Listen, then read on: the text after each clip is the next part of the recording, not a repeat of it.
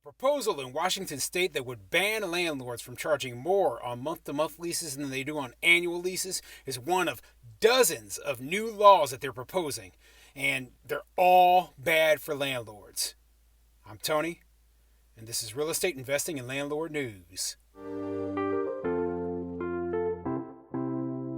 Alright, so I have an interesting article for you today, and it's going over all of the new proposals for anti-landlord legislation within the state of Washington, right? Now, I've told you before that Washington state, and in particular the area around Seattle, are some of the most liberal anti-landlord areas where they just basically want to take away our property rights, okay? So it is a very bad thing when you're reading all of these new proposals. So they had an election last year. A lot of these far left-leaning progressives were elected, and they promised they were going to work on affordable housing. And it shouldn't surprise anybody that, hey, they went immediately after landlords, and they want to put, harsher rent controls in place, harsher eviction protections in place. They want to basically limit us from being able to do anything, and they're going to make it as hard as possible for us to even operate our businesses. So, this is the same stuff that they've been doing for years, but it's even more extreme, okay? So it shouldn't surprise anybody that these proposals are even being talked about right now. So before I get into the article, go ahead, hit the like and subscribe button, and maybe leave a comment down below and let me know what you think, okay? I am making my video from my car, as you can obviously tell. So I've had to change locations, and I'm just curious if you don't mind me making videos from my car, because this might become a regular thing going forward. I've had a lot of issues with trying to get videos recorded in my house because my daughter, she just, she craves attention, and it's very difficult for me to find time to, go down to the basement where she doesn't want to play with me. So anyway, if you think this is okay, I'm going to keep going with these car videos. So anyway, let's get into this article. This article is coming from crononline.com, and it says, landlords object as Washington bills seek to cap rent hikes and register rentals. All right, so yeah, let's get into this article because they have a lot of interesting proposals, not just the one I talked about before, but it's going to be bad for landlords up there in Washington state. As high housing costs chip away at Washington renters' paychecks, state lawmakers are considering a sweeping array of policy fixes. Along with proposals to allow denser development, lawmakers are considering a slew of landlord-tenant bills that would cap rent hikes, require more advance notice of big rent increases, and make other changes that they say offer an immediate response to a top concern among constituents struggling to stay housed. But the bills face sharp opposition from landlords who decry them as unworkable and a distraction from addressing the underlying housing shortage. And they're absolutely right, okay? Most of these laws, they are not workable if they expect landlords to stay in business, and they are a distraction from the true root causes of why there's affordable housing problems, okay? The real issue is a lack of supply, and the lack of supply is actually being caused by all of these regulations, all of the bureaucracy, all of the things the government is doing. They're the ones causing the shortage, yet then they come out and they want to blame landlords, okay? The reason that we have to raise rents is because of all the rules they put into place. The reason that rents are so high is because, developers, they don't want to build if they have to jump through 1,000 hoops, and, it's going to cost them a huge fortune in legal fees, etc., just to get anything done. Okay, I've been saying this for a long time. If you want landlords, you want developers to provide more housing, you know what you have to do? You have to decrease the amount of regulations. Passing new laws to try to encourage it, sometimes that works to an extent, right? But you have to have businesses that have the money and the ability to, comply with those laws. And they still have all of the old laws in place as well that you also still must comply with. So a lot of landlords just don't want to have to deal with it. The scope of this year's proposals and the swift backlash reflect the growing urgency of the housing crisis in Washington, where the statewide median rent for a one-bedroom apartment is nearly $1,300, and there are twice as many people with low incomes as affordable and available rental homes.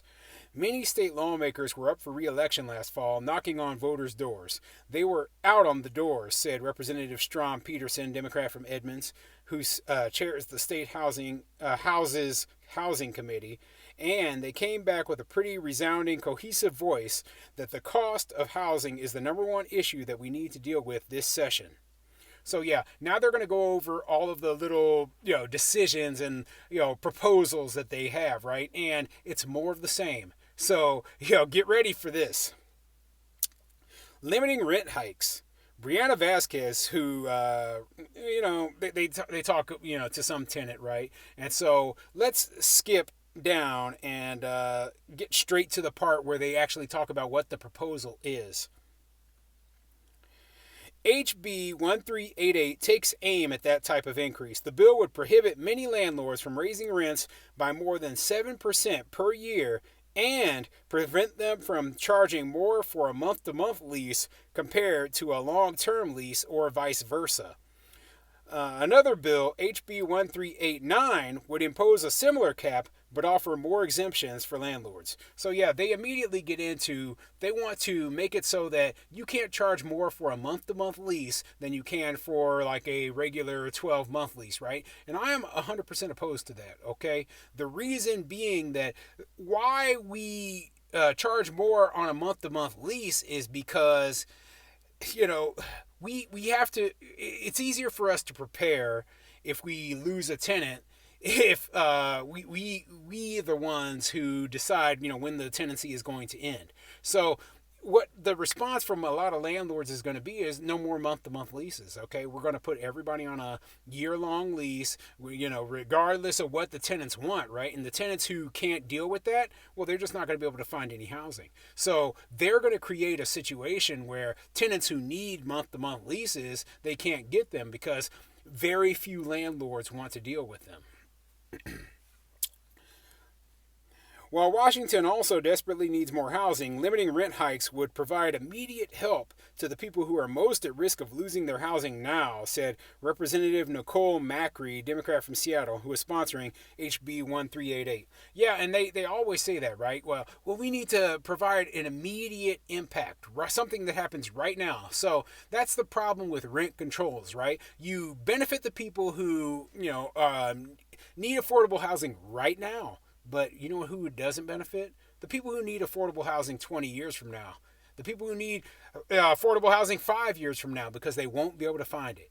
The reason they won't be able to find it is because the people who are living in the affordable housing right now, they're going to stay there way longer than they would have otherwise. They're going to, hold those units hostage, essentially. And you can see in places like New York where, the rent-controlled tenants have stayed in their units far, far longer than tenants in places where there is no rent control.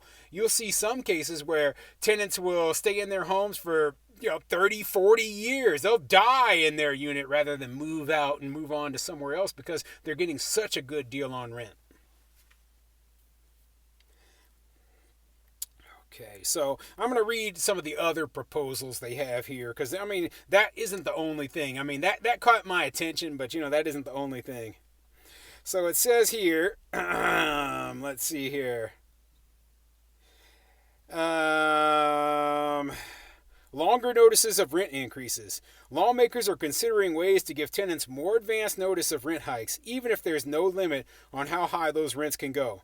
HB 1124 would require landlords across the state to provide at least 6 months' notice for rent increases over 5% and would allow tenants to break their lease to avoid a rent hike of more than 5%. Today, state law requires 60 days notice of any rent hike. The bill also caps fees for late rent at $75. So yeah, they're putting landlords in a bad position there. They're saying you need 6 months notice of any sort of rent hike. Okay, so I have to plan way, way out into the future. Who knows what's going to happen with inflation? Who knows what's going to happen with my costs? Okay, but I have to plan as though, well, yeah, these costs are going to go up. So that's putting landlords in a very bad situation. So 6 months, I have to give them notice of a rent hike. So what most landlords are going to do is they're going to automatically, whereas before they might not have, but they're going to automatically say, yes, we are going to raise your rent at the 6 month mark. And then the problem is that they're allowing tenants to be able to break that lease at any point if they can't afford it. So if you tell them at 6 months, okay, we're going to raise your rent by 7%, right? Which is 2% above the allowed amount. Well, the tenant can just say, well, I'm leaving right now.